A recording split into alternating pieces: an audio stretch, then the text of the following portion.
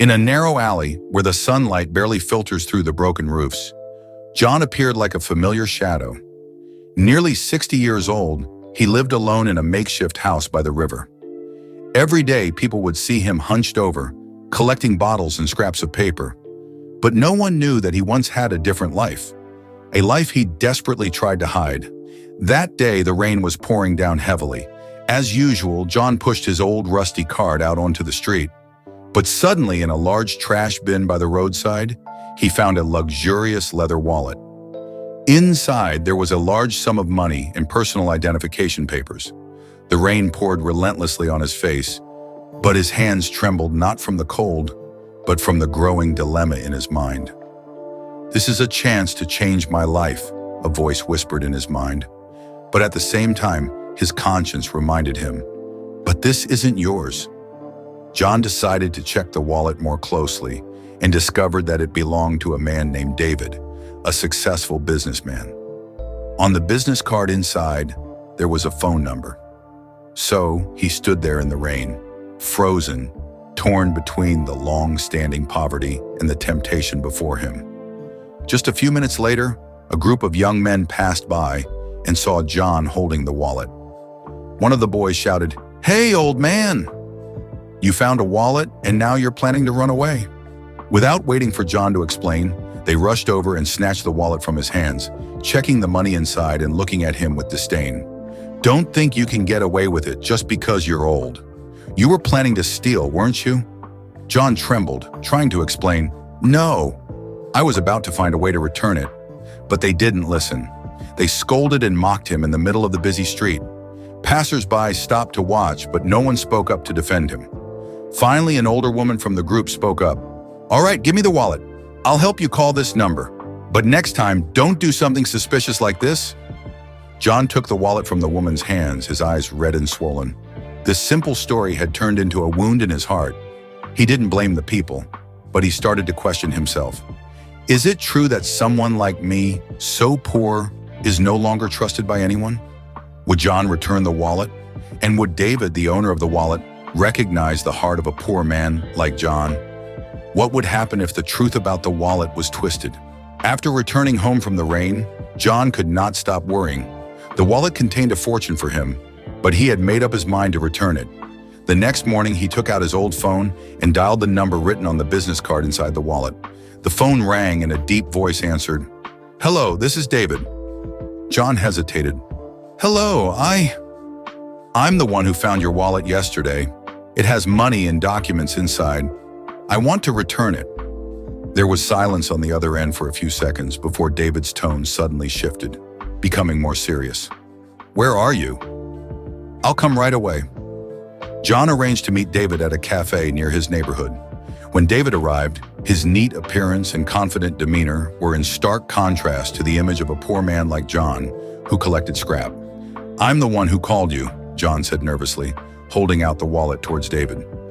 David took the wallet, quickly glancing at the papers and money inside, then suddenly looked at John with a sharp, cold gaze. "Some money is missing from the wallet.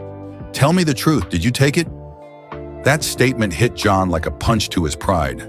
He stood frozen, feeling as if the world was collapsing around him. "No, I didn't take anything," John exclaimed, his voice trembling. David smirked, his expression dripping with sarcasm. "If you didn't take it, then why is the money missing?" The people in the cafe began to whisper. Some looked at John with suspicion, others sighed, thinking that David was right. Meanwhile, a waitress standing nearby suddenly spoke up. "Sorry, but I think I know who took the money from the wallet." The whole cafe fell silent. All eyes turned toward the young woman.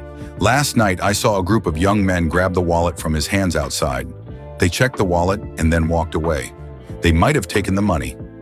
David frowned, glancing at John with a hint of confusion. But John's wounded pride had already been deeply hurt. "I don't need anyone to believe me. I returned the wallet because of my conscience, not because I want recognition," John said, turning to leave the cafe. Just then, David suddenly called out to him. Wait a minute. Would David believe the waitress in John's story? Could this be an opportunity for John to prove that morality is not defined by poverty? And what secret might this meeting reveal between two people who seem to have no connection? John paused, turned his head, and looked at David with a weary gaze. He didn't expect anything more, but David stepped forward, placing a hand on his shoulder with a thoughtful expression. "I believe you." Those words, brief as they were, carried an immense weight. Not only was it an exoneration, but it was also a belief in the goodness of a person whom John had thought he'd lost faith in forever. But the story didn't end there. After leaving the cafe, David invited John to his office to express his gratitude and apologize for the misunderstanding. On the way, David couldn't stop looking at John with a scrutinizing gaze, as if trying to recall something. When they reached the office, David opened the wallet and pulled out a small piece of paper. It was a worn-out banknote, but the writing on it stunned John. "Thank you for saving my life." John froze, realizing that the piece of paper was his, written more than 30 years ago. You're the boy from back then?" John exclaimed, his eyes wide with shock. It turned out that many years ago, John had been a young, strong man working as a truck driver. On a cold winter night, he happened to see a small, frail boy shivering by the roadside. That boy was David, who had been abandoned after a huge family argument. John took the boy home, cared for him, and gave him a warm place to sleep. To thank him, young David wrote the words on the only banknote he had and handed it to John before being taken back to his family. But the story didn't end there. John shook his head, feeling confused. "But if you were that child, why did you leave without saying goodbye?" David sat down, his eyes sad. "I had no choice. My parents took me away the next morning and forbade me from contacting anyone. They thought you were untrustworthy, but in my heart, you've always been the one who saved me." David's story stirred up old pain in John's heart, a reminder of the injustices he had endured. However, John didn't blame David. Instead, he simply said quietly, "You grew up well, and that's the most important thing." How will the relationship between John and David develop after this surprising reunion? What can David do to repay the man who once saved his life? Or will this meeting leave a quiet, lingering echo? After the conversation at the office, David couldn't stop thinking about the man who had saved him all those years ago. Childhood memories flooded back, along with the regret of never having had the chance to repay the kindness. David offered to help John. "I don't just want to thank you with words. You gave me a second chance at life, and now it's my turn to do the same for you. I want to help you find a stable job, so you don't have to struggle picking up trash anymore." But John immediately refused, his gaze serious. "I appreciate your kindness, but I don't want your pity. I've lived my life with these hands. Though I've been poor, I'm proud of it." David was both impressed and heartbroken by his response. He understood that help should come from respect, not charity, but he wasn't ready to give up. A few days later, David quietly transferred a large sum of money into John's bank account, along with a letter emphasizing that it wasn't repayment, but a gift from a friend. But when John found out, he was furious. "I told you I don't need money. Why don't you respect me?" John went to David's office, returned the money, and the two argued fiercely. For the first time, David saw the deep pain in John's eyes. "I don't need anything, David. What I want is recognition, trust from people like me," John said, his voice filled with frustration. Those words left David speechless. He realized that what John needed wasn't money, but the respect and trust that society had taken from him long ago. After the tense encounter, David began to change his approach. He decided to help John in a way that would allow him to feel proud of himself. David hired John for an environmental project his company was running, collecting and recycling waste. This project not only suited John's familiar work of picking up trash, but also gave him the opportunity to work in a more professional environment. Gradually, John became an integral part of the team. The young people involved in the project began to admire and learn from his dedication and hard work. John not only worked hard, but also inspired others with his honesty and perseverance. Everything seemed to be going well, but would John's past, a secret he had always tried to keep hidden, be revealed? And if that happened, how would it change the relationship between him and David? John had become increasingly beloved by everyone in the project for his hard work and dedication. However, this peaceful life didn't last long. One day, while everyone was in a meeting, a strange man suddenly appeared in the office. He stared at John with eyes full of anger. "It's you! I recognize you right away!" the man shouted, causing everyone in the room to turn and look. John froze, his face turning pale. Who was this man? And why did he hate John so much? The stranger introduced himself as James, someone who had once lived in the same neighborhood as John years ago. He accused John of being the reason his family went bankrupt. Many years ago, you exploited my family's trust, borrowed a large sum of money, and disappeared. You caused us to lose everything, and my father died in misery because of you. The accusations left the entire meeting room in stunned silence. Everyone looked at John with confusion. David was also at a loss for how to respond. John didn't deny it. He simply lowered his head and spoke softly. I have no excuse. As the story unfolded, it was revealed that, many years ago, John had been a man with a family and a stable job. But due to blind trust in a friend, he had invested all the borrowed money from neighbors and family into a business venture. The venture failed, and not only did he lose all the money, but he also faced the hatred of those around him.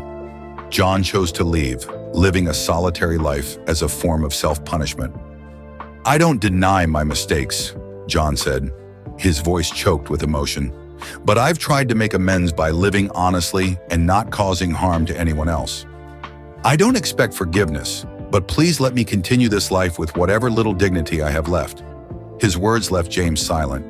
He couldn't deny the sincerity in John's eyes, but the pain his family had endured was still there. Do you know how much my father suffered before he died? Is living a good life enough for you? David then stood up and spoke. I understand how you feel, but I also understand the person John is trying to become. We can't change the past, but if John has chosen the right path, why not let him continue? David's words were like a wake-up call. James stared at John for a long time, then sighed. I won't forgive you, but I won't trouble you anymore.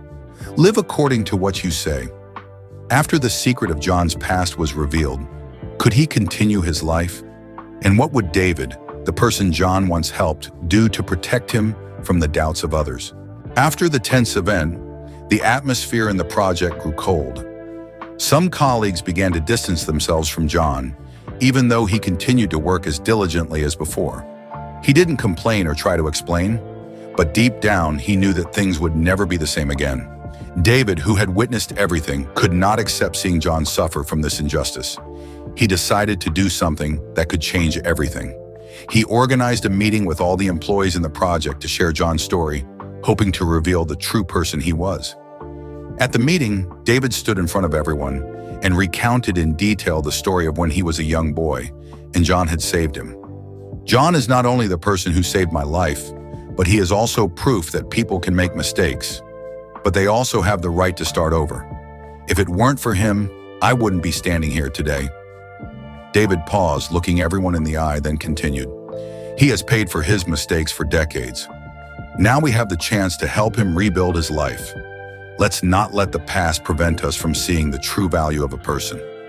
David's sincere words moved many. Colleagues who had once doubted John began to realize that his past didn't define the entirety of who he was. Some people came to apologize to John, and gradually the atmosphere in the project became more positive. John, though still humble, began to feel that he was no longer alone. As the project neared its end, David met with John privately. This time, he didn't try to offer money or help in a direct way. Instead, he proposed a long-term advisory position in the social projects David was managing. This isn't charity, David said. I need your experience and dedication. You don't just work to earn a living, you inspire others. John was silent. For the first time in many years, he felt recognized, not out of pity, but for his true worth. John accepted the offer. Soon after, he became a beloved advisor, not only for his dedication, but also for the inspiring stories he shared. John's story spread, becoming a testament that kindness, no matter how tested, can still shine, and that every person, no matter their past mistakes, deserves a chance to rebuild their life.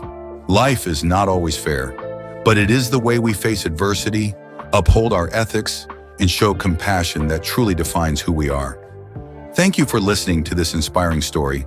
If this story has touched your heart, please click the subscribe button so you won't miss the next meaningful tales. Every like, share, and comment from you motivates us to bring more valuable life lessons. Let's spread love and compassion to more people. Thank you.